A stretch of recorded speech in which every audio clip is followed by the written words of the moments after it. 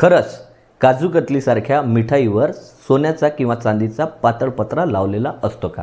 तर हो, सोनं आणि चांदी हे इनर्ट मेटल असल्यामुळे यांचा शरीरावर कुठल्याच प्रकारचा दुष्परिणाम होत नसल्यामुळे गेल्या कित्येक वर्षापासून सोन्याचा आणि चांदीचा पातळ पत्रा जो आहे तो मिठाईला डेकोरेट करण्यासाठी आणि वेल्थ दर्शवण्यासाठी वापरला जातो। जो सोन्याचा किंवा चांदीचा पातळ पत्रा मिठाईमध्ये वापरला जात असते त्याला वर्क किंवा लीफ असं म्हटलं जातं। हा वर्क किंवा लीफ जो आहे तो सोन्याला ठोकून ठोकून किंवा चांदीला ठोकून ठोकून त्याचा पातळ पत्रा जो आहे तो बनवला जात असतो।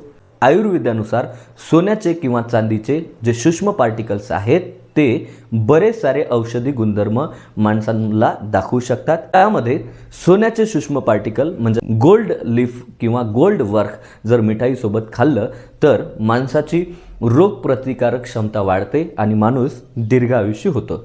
सोबतच सोन्याचे सूक्ष्म पार्टिकल हे माणसाच्या ब्रेनसाठी टॉनिक म्हणून काम करू शकतात।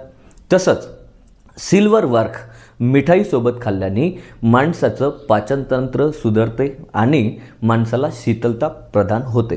सोबतच सिल्वर वर्क मिठाईवर लावल्याने मिठाई ही जास्त दिवस टिकते, कारण सिल्वर जो आहे तो अँटीमायक्रोबियल प्रॉपर्टीसुद्धा दाखवते।